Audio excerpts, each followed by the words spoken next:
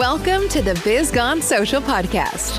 We help entrepreneurs navigate how to get known, get customers, and get the edge over their competition. Here is your host, Lorraine Duncan.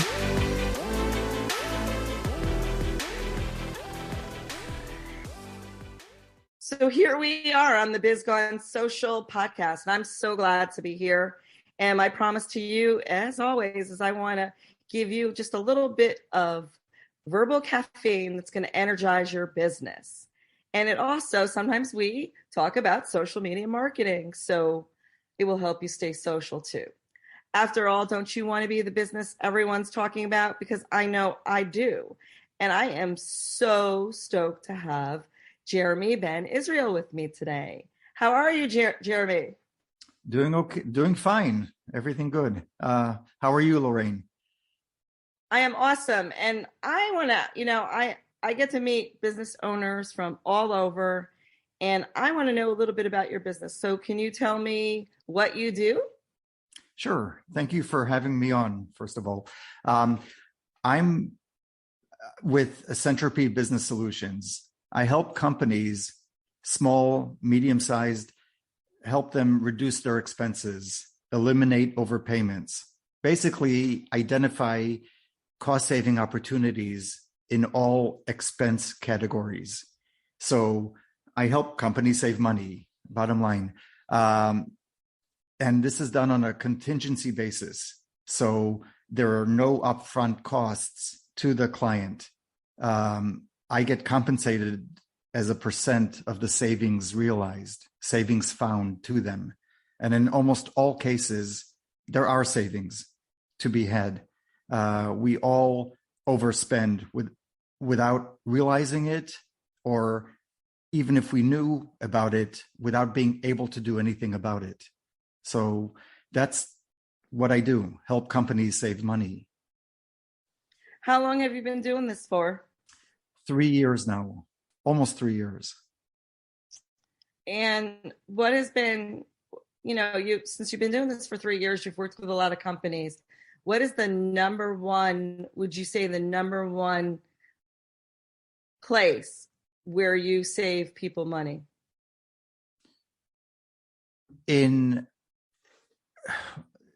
I've had different services at different periods. And so it also depends on the industry and different variables.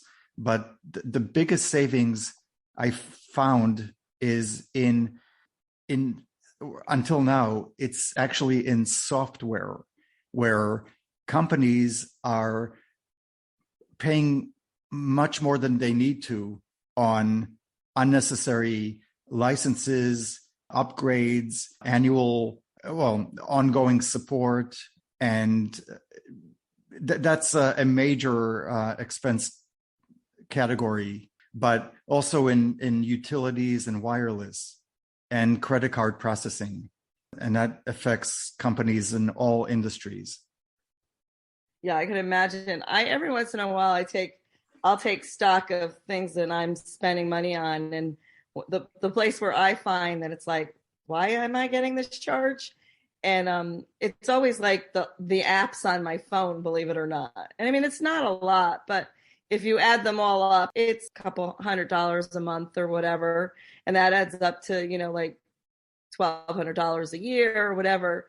So it's like, I'm always like, why did I do this? And I'm always like unsubscribing and canceling the subscription. And it's like, the reason I asked you that question, I was wondering if after doing this for a while, you noticed that most companies make this mistake, and you kind of answered it because I could imagine paying for software and support, and I can even imagine not even using the support, paying for it, but not even using all the support you need.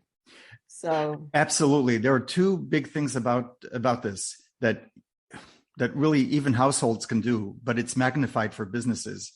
One is to be able to negotiate better terms. And the whole idea of what I do is not to disrupt any existing processes a business has. So we want to stay with the existing vendor and not switch, especially if the client has had a long-term relationship with them and they like them, let's say. So the idea is that you want to keep the existing vendor, but just improve the terms of the agreement that you have with them. And the second thing is just to be able to negotiate and look for charges, fees that you're overpaying on, you're not using, or that you're just are not sure about. I've had that in my case. 7-8 years ago, I looked at, just almost randomly looked at my combined cable wireless bill, and there was a charge for an extra landline when we had a landline. And I've had that for like a year and a half.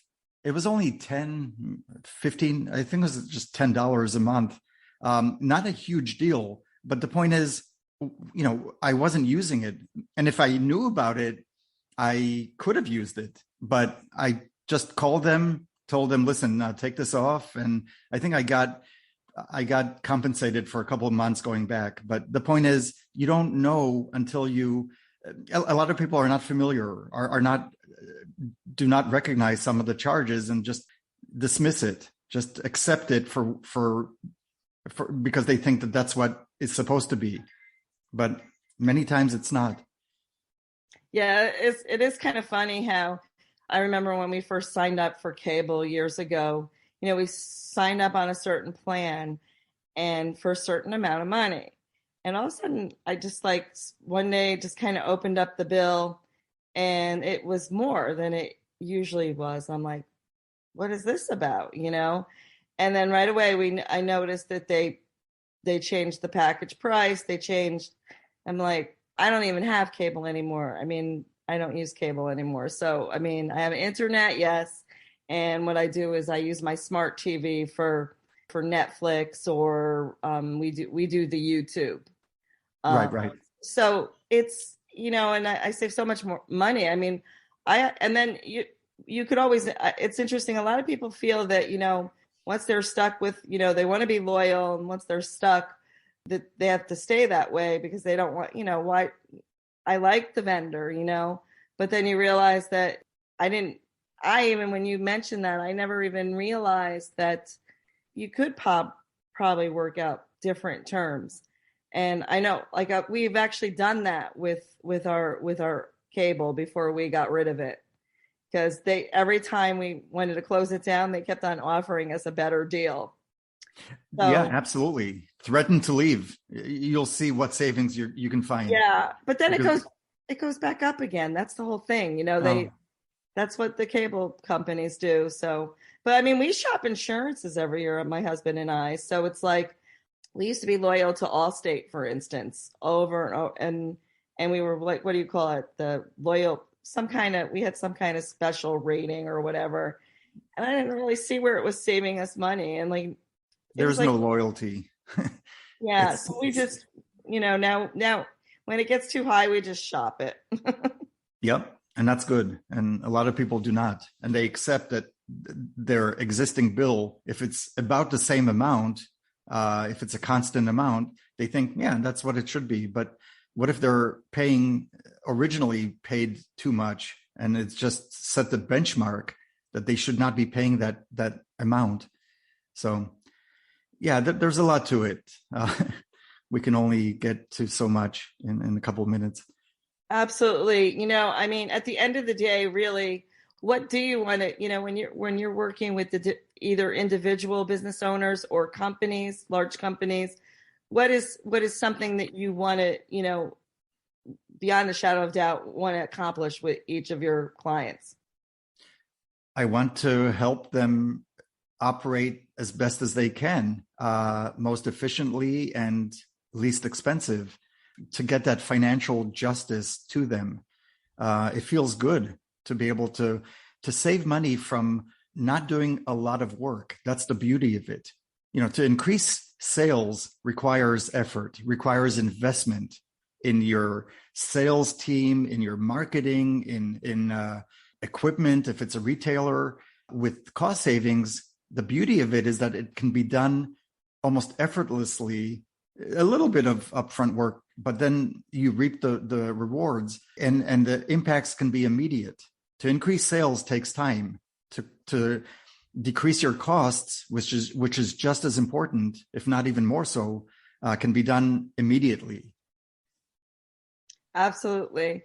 I'm going to shift gears here a little bit because a lot of the people who listen to my podcast are business owners. And you pretty much, do you work for yourself, or do you work for, is this your company, or do you report to somebody? This is my entity, my baby. I'm a solopreneur, but I am looking to scale up, or not scale up, but to build a team. And I do have a support group, and I work with strategic partners. So I'm not alone, but I am operating alone. I am working by myself. Wow. And, I'm going to point out something you just said. I'm a solopreneur, but I'm not alone. And it's very important that if you're in business for yourself, that you should have a group of people that support you and that you can bounce things off of, because you will get to where you need to go a lot faster if you have the support. So I'm really impressed that you brought that up. A lot of people do not. And I think that that's one of the keys. Now, being a solopreneur comes with its challenges. What would you say your biggest challenge is when it comes to, being in business for yourself? I worked in over 25 years in corporate America in different roles, and it has its own challenges. But when you work for yourself, I like to say that when you work for somebody else, they tell you what 40 hours a week you're going to be working. When you work for yourself, you can choose which 80 hours, 100 hours a week you'll be and end up working. The challenges are I say that sales is the easiest yet the hardest job I've ever done. It's just being organized, balancing, doing everything, the outreach, the marketing, the branding, the admin, the answering emails at midnight. It's finding that balance between family life and trying to be as productive as possible, maintaining adequate energy levels. It's hard finding time in a day to do everything that I want to do. My to-do lists just keep getting bigger, and it's not a good thing. But you know what? Every day is different and offers new challenges, and that's what keeps it interesting as well. Absolutely. And for those that are on the phone right now, and it's funny, a lot of people that they leave corporate a lot to start their own businesses. And I'm assuming that probably there's a few people that are listening to this. But overall, to everyone out there, what would be one piece of advice that you could give that would help them move forward in their businesses? For other solopreneurs, entrepreneurs, or for business owners that are looking to save? For both. That's we could spend hours on this, but the short of it is for business owners looking to save. And in this economy, everybody should be doing that. A lot of it can be done by yourself in a limited way. Spending hours with customer service is not fun. That's where my team can help business owners. I could do the negotiation. I could do the I'm like a vendor watchdog. So as you said before, carriers, vendors are, you may get a discount, but then a month or two later, they increase their prices again, their rates. So I help to maintain and watch that. So any suspicious jump like that, increase in price, I'm able to monitor and do something about it. So I would tell business owners to do their due diligence and to analyze their expenses. But they really should be working with somebody at a no cost basis to them, to work with a professional that can do the hand holding for them. In terms of solopreneurs and entrepreneurs, my advice, maybe I'm not very well versed. I don't have a tremendous amount of experience doing this, but the mentality is to take action, to just go for it. I'm guilty of the paralysis by analysis. I do research. I like to look at the details and get as much data before I make decisions. And many times you need to just take action, and sort of like that saying, ready, shoot, aim, or ready, fire, aim, go for it. A bad plan can be better than no plan, because it teaches you things, process of elimination. So I would just say, this is a loaded question, but I would probably just say, go for it. If you feel something is right, do it. It may be wrong, but that's okay. You'll be a better person for taking action. Absolutely. And, it's so funny, as a mother of 4 kids who are grown now, but I remember when they came up with one of my kids would come up with an idea or something that they wanted to do. And I always would say to them, he or she who implements first wins. And that's a quote directly by me because it's so true. Even in my own life, I could tell you over and over again how when I implemented something that I thought about, I won. Yes, sometimes I failed, but that's okay because it's all part of the process and it's okay. Everybody thinks it's so bad to fail, but it really isn't. It really does help you move forward when, hey, it gives you data that, hey, I'm not going to do it because it didn't work.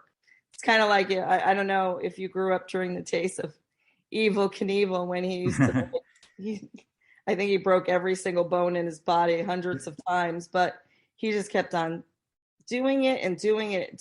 He learned the trajectories. He really, yeah, it was crazy. And no, I would not do that. Definitely. But anyways, Jeremy, I want to thank you for, being on my podcast. And if somebody wants to get a hold of you, how would they reach you? Through my website, www.escentropy.com. That is ASCENTROPY.com. Although at the moment it's under construction, but they can reach me on LinkedIn, Jeremy Ben Israel, or it's a unique name, or my email, Jeremy, JEREMY at Escentropy, again, ASCENTROPY.com, or my cell number, 914-374-8345. Okay, well, thank you so much again. And until next week, everyone, I'll see you soon. Thanks for listening to the Biz Gone Social podcast. Find us on Instagram at Biz Gone Social for extra tips. Check back weekly for new episodes. Until next time, stay social.